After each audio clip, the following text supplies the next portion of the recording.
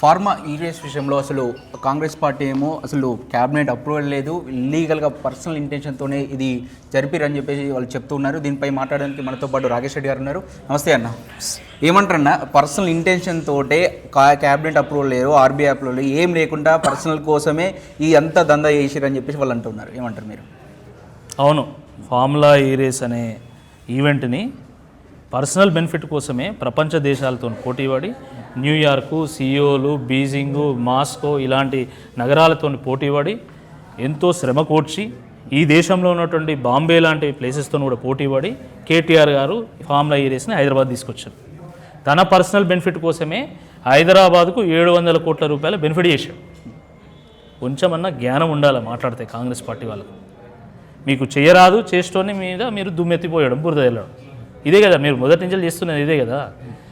ఈరోజు బ్రాండ్ హైదరాబాద్ ఇమేజ్ని పెంచడానికి, బ్రాండ్ తెలంగాణ ఇమేజ్ని పెంచడానికి కేటీఆర్ గారు ప్రపంచ నగరాలతోని పోటీపడి ప్రపంచ నగరాలను తలదన్ని ఆయన ఫార్ములా ఈ రేస్ను హైదరాబాద్ తీసుకొస్తే అద్భుతంగా మొదటి దఫా నిర్వహిస్తే 700 కోట్ల రూపాయల బెనిఫిట్ జరిగింది అని చెప్పేసి స్వయంగా నీల్సన్ సంస్థ రిపోర్ట్ ఇచ్చింది. మీరు దాన్ని కొనసాగించాల్సింది పోయి ఈరోజు మీరు కేవలం కేసీఆర్ మీద కక్షతోని, బీఆర్ఎస్ పార్టీ మీద కక్షతోని మీరు ఈరోజు ఆ ఈవెంట్ని ఆపినందుకు తక్షణమే రేవంత్ రెడ్డి గారి మీద కేసు పెట్టాలి. ఎందుకు పెట్టకూడదు? ప్రభుత్వం అనేది ఒక continuous process. Government is a continuous process. BJP government, TRS government, Congress government, BSP గవర్నమెంట్లు ఉన్నాయండి. It is a Telangana government. Telangana government led by different political parties. But when government is a continuous process, you have the responsibility to implement the agreement that you have made. ఇప్పుడు ఈ రోజు ఏమైంది? ఇప్పుడు రేవంత్ రెడ్డి గారు పెట్టినటువంటి case Congress ప్రభుత్వానికి ముళ్ళ కిరీటంలా ఉంటుంది.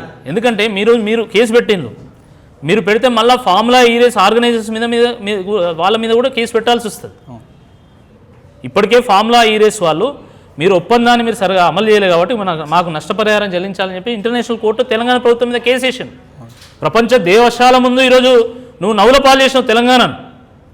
తెలంగాణ అంటే మోస్ట్ ప్రోగ్రెసివ్ స్టేట్, తలసరి ఆదాయంలో నెంబర్ 1.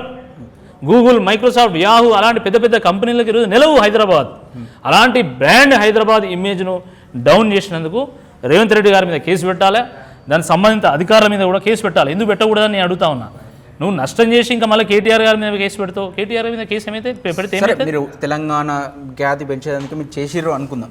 సరే, అది ఏదో అఫీషియల్గా చేయొచ్చు కదా, రాజపత్రం ద్వారా రిలీజ్ చేసి గవర్నమెంట్ అఫీషియల్గా చేయొచ్చు కదా, దొంగదారులు చేసే అవకాశం ఎందుకు?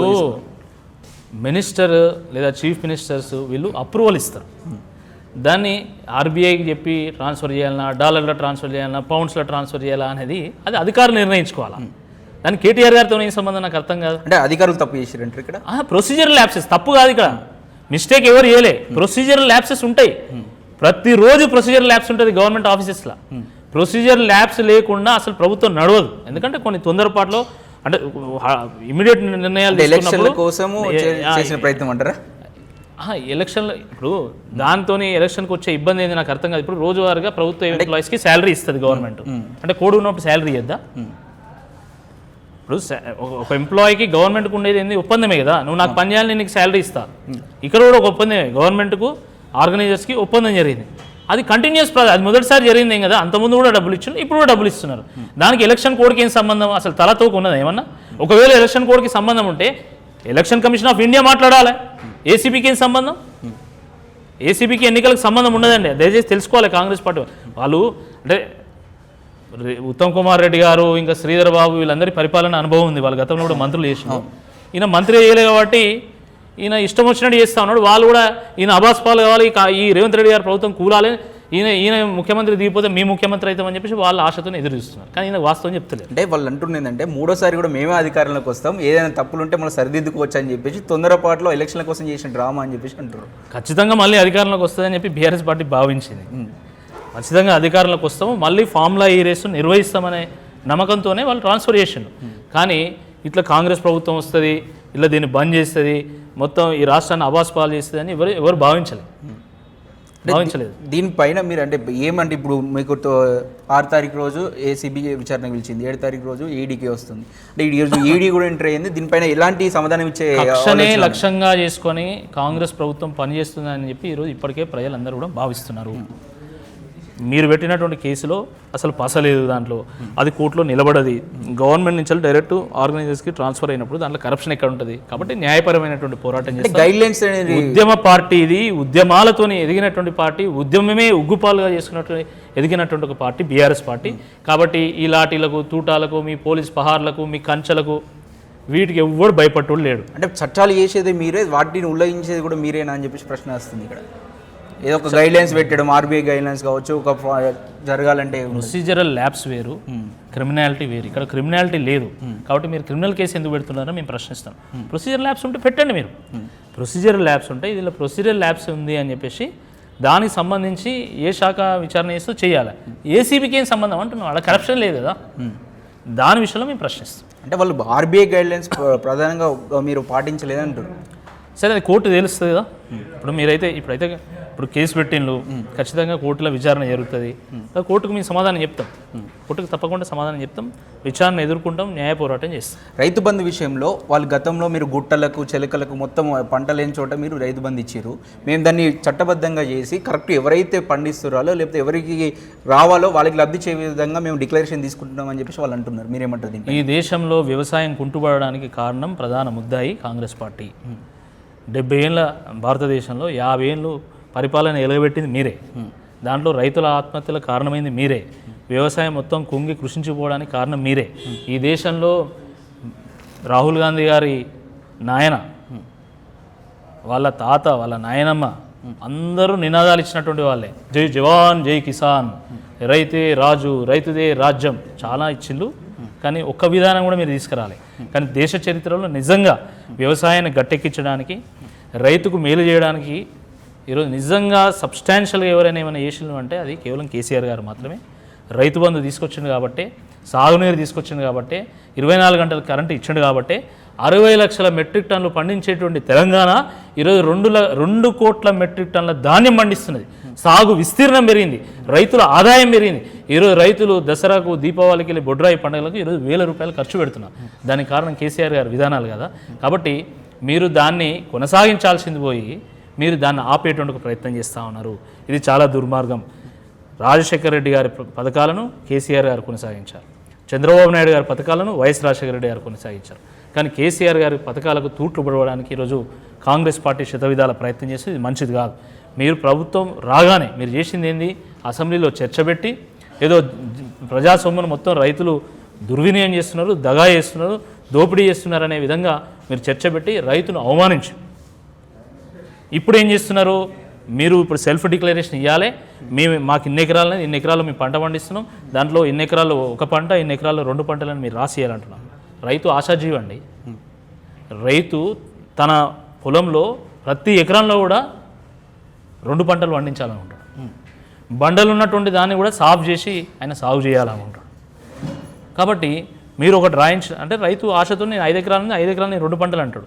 అనగానే ఆయన ఒకవేళ 4 ఎకరాలనే పండించిండు 2 పంటలు, 1 ఎకరంలో పండించలేదంటే అంటే ఇప్పుడు రైతును దొంగన చేసి, రైతు కాంగ్రెస్ పార్టీ నాయకులు చెప్పు చేతుల్లో పెట్టుకొని రైతు మీద అవసరమైతే కేసు పెట్టి సంకలు వేసి జైలు పాలు చేసేటువంటి ప్రయత్నిస్తాం. అంటే రైతును అనుమానించడం, రైతును అవమానించడం, రైతును దొంగన చేయడం, రైతును కేసు పాలు చేయడం, రైతును జైలు పాలు చేయడం, ఇది చాలా దుర్మార్గమే. నేను చెప్తున్నా, ఈరోజు మీ ఢిల్లీ పర్యటనల కోసం ₹1,00,00,000 ఖర్చు పెడతారు. మీ మంత్రులు గాలి మోటార్లు తిరుగుకుంటా, గాలి మూటలు చెప్తుకుంటా ₹1,00,00,000 ఖర్చు పెడతారు. మళ్ళీ ఈయన విదేశీ యాత్ర పోతున్నాడు, ఇప్పుడు ఏదో ఈయన విదేశాంగ మంత్రి అయినట్టు. ఇన్ని ఖర్చు పెడితే తప్పేం లేదని రైతుకు డబ్బులు ఇస్తే తప్ప అండి. ఈ రాష్ట్రంలో 20 ఎకరాలకు పైగా ఉన్నది కేవలం 0.09% ఆఫ్ ది రైతులు మాత్రమే. కానీ మీరు ఆ ఒక్కటి మైండ్లో పెట్టుకొని 99% ఆఫ్ ది రైతులను మీరు అవమానిస్తున్నారు, అనుమానిస్తున్నారు. ఇది చాలా దురదృష్టకరం. 99% ఆఫ్ ది బెనిఫిషరీస్కి బెనిఫిట్ చేసే ఏ పథకమైనా ప్రపంచంలో అద్భుతమైనటువంటి పథకం. 25,000 కోట్ల రూపాయలు గుట్టలకు చెలకలకు ఇచ్చారని చెప్పేసి అంటారు వాళ్ళు. ఇది ఎంతవరకు కరెక్ట్? మీరు దీన్ని అది రైతులకు చెప్పండి. మీరు రైతులు సమాధానం చెప్తారు కదా. ఇప్పుడు ప్రజల ముందు అన్ని వాస్తవాలు ఉన్నాయి, దాని ఫలితం వచ్చిందా లేదా అని చెప్పేసి మనకు అంకెల్లో తెలుస్తున్నది. కానీ ఇప్పుడు మేము మొత్తం బీఆర్ఎస్ ప్రభుత్వం అట్లా చేసింది ఇట్లా చేసింది అని చెప్పేసి మీరు వాగుతున్నారు కదా, తప్పకుండా నేను చెప్తున్నా, ఆకలితోని చావడానికైనా తెలంగాణ రైతు సిద్ధంగా ఉంటాడు కానీ ఆత్మగౌరవం విషయంలో రాజీ పడడు. తప్పకుండా రైతు నిజాయితీపరుడు. రైతు రాబోయేటువంటి ఎన్నికల్లో తప్పకుండా ఏకపక్షంగా కాంగ్రెస్ పార్టీని ఓడించడానికి సర్వశక్తులు ఒడ్డుతాడు. ఇది మీరు చూడండి, ఇది జరిగి తీరుతుంది. వీళ్ళు ఏదో మేము ఏం చేసినా నడుస్తుంది, మేము సగం మంది రైతులకు రుణమాఫీ చేసినామంటారు, చేసి అందరికీ చేసినామని చెప్తారు. లేకపోతే రైతులందరూ దొంగలు, వాళ్ళు ఇష్టమున్నట్టు గుట్టలకు చెట్లకు పుట్టలకు రైతు బంధు తీసుకున్నారు, వాళ్ళు దొంగలు, వాళ్ళకి ఏదో దయాదాక్షల మీద మన దయాదాక్షల మీద వాళ్ళు బతుకుతాను దాన ధర్మాలు చేస్తానన్న విధంగా మీరు ప్రకటన చేస్తున్నారు కదా. 2 చెంపలు వాయిస్తారు కాంగ్రెస్ పార్టీ, మామూలు ఉండదు. మీరు చూడండి, అంటే 10 ఎకరాలకు లేకపోతే 20 ఎకరాలు ఉన్న వాళ్ళకు రైతు బంధు ఇవ్వాల్సిన అవసరం లేదా అంటారా మీరు? అంటే ఏమని ఎక్స్పెక్ట్ చేస్తారు? రిచ్చా అక్కడ ఉందంటే? నేను అనేది ఏంటంటే, మీరు ఈ విషయం అర్థం చేసుకోవాలి. రైతు కుటుంబం నుంచి వచ్చినోడికి తెలుస్తుంది ఈ బాధ ఏందని, రైతు బిడ్డలకి తెలుస్తుంది.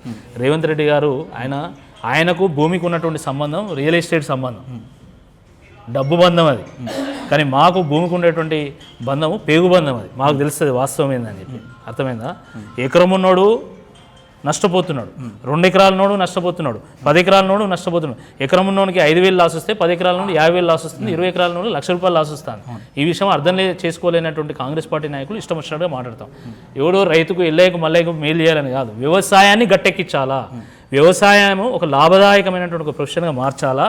ఈ రాష్ట్రంలో ఉన్నటువంటి లక్షల కుటుంబాలు వ్యవసాయం మీద ఆధారపడుతున్నటువంటి కుటుంబాలను గట్టెంకించాలనేటువంటి ఉద్దేశంతో కేసీఆర్ గారు రైతు బంధు తీసుకొచ్చింది తప్ప ఎవరికో ఏదో చేయాలి, ఎవరిని జేబులో నింపాలనే ఉద్దేశంతో రైతు బంధు తీసుకురాలే. మీకు తెలుసు, పాలమూరులో ఉన్నటువంటి రైతులు కానీ, మా వరంగల్లో ఉన్నటువంటి రైతులు కానీ, 50 ఎకరాలు ఉన్నటువంటి రైతు కూడా మేస్త్రి పని చేయడానికి హైదరాబాద్కి వచ్చిండు, బొంబాయి వేయండు, దుబాయ్ వేయండు. ఇది వాస్తవం కాదా? కాబట్టి దీని మీద సమగ్రమైనటువంటి అవగాహన లేనటువంటి వ్యక్తులు మాత్రమే మాట్లాడతారు. అరే ఈ దేశంలో ఎవ్వడు రైతు ఆత్మహత్యలు జరుగుతున్నాయి, రోడ్డు పాలవుతున్న రైతు కుటుంబాలు, కానీ వాళ్ళ గురించి ఆలోచించినటువంటి వాళ్ళు లేడు. కానీ కేసీఆర్ గారు రైతు చనిపోతే ఆ రైతు కుటుంబం రోడ్డు మీద పడొద్దు అనేటువంటి ఉద్దేశంతో రైతు బీమా తీసుకొచ్చాడు. ఆ బీమాను కూడా మీరు డిలే చేస్తూ ఉన్నారు. రైతు చనిపోతే ఆయనకు గుంట ఉన్నా కూడా వారం రోజుల్లో 10 రోజుల్లో ఆయన దశదిన కర్మ జరిగే లోపే ప్రభుత్వ అధికారులు తీసుకొచ్చి చెక్కిచ్చిపోయేది రైతు కుటుంబాలకు. ఈరోజు ఏమైంది? కాబట్టి మీరు మళ్ళీ రైతుల గురించి మీరు టీఆర్ఎస్ పార్టీకి లెక్చర్లు ఇవ్వద్దు దయచేసి. మీరు చేయబట్టి ఎంత నష్టం జరిగింది తెలంగాణలో అందరూ తెలుసు. ఆ రోజు రాజశేఖర రెడ్డి గారు ఇచ్చిన నినాదం ఏందండి? ఎన్నికల హామీ, ఈ రాష్ట్రంలో మేము వ్యవసాయదారులకు 7 గంటల కరెంట్ ఇస్తాం. 7 గంటల కరెంట్ అంటే అదేదో అమృతం, అదేదో అద్భుతం అది. కానీ అలాంటిది ఈ రాష్ట్రంలో 24 గంటల కరెంట్ ఇచ్చిండు కేసీఆర్. ఎంత తేడా ఉంది, ఎంత మార్పు తీసుకొచ్చిండు. ఇది గ్రహించకుండా నోటికి ఏది వస్తే అది రేవంత్ రెడ్డి గారు మాట్లాడితే రైతులకు బుద్ధి చెప్తాం. రైతుల అనుభవంలో ఉంది కేసీఆర్ తీసుకొచ్చినటువంటి విధానాలు ఏంది, కాంగ్రెస్ పార్టీ విధానాలు ఏంది, దానివల్ల ఏం జరిగిందని రైతుల అనుభవంలో ఉంది. నువ్వు ఏదో మాట్లాడినంత మాత్రం ఏం కాదు. అంటే ఏ క్వశ్చన్ అడిగినా వాళ్ళని ఏ ఆన్సర్ అడిగినా కూడా ఒకటే చెప్తారు, వీళ్ళు గత 10 ఏళ్ళలో ధ్వంసం చేసిరు, 7 లక్షల కోట్లు అప్పు చేసిరు, అందుకే మేము ఇవ్వలేకపోతున్నాను ఒక సమాధానం. ఓకే, 7 లక్షలు యాక్చువల్గా జరిగింది, 4,20,000 కోట్లు అని చెప్పి మొన్న స్వయంగా హరీష్ రావు గారు మాజీ ఆర్థిక మంత్రి ఆయన అసెంబ్లీలో చెప్పిండు. దమ్ముంటే ఇక్కడనే డిస్ప్యూట్ చేయండి అన్నాడు, ఒక్కడు కూడా ముందుకు రాలే. సరే 7 లక్షల కోట్లే అనుకుందాం ఫర్ ఎగ్జాంపుల్. నీ ప్రభుత్వం వచ్చింది, నువ్వెన్ని కోట్లు అప్పు చేసినావు? మరి దాదాపు 1,00,000 కోట్లు దాటినట్టుంది. 1,27,000 కోట్ల రూపాయలు అప్పు చేసిండు ఈ మునగాడు, ఈ సిపాయి. మరి నువ్వేం పథకాలు అమలు చేసినావు?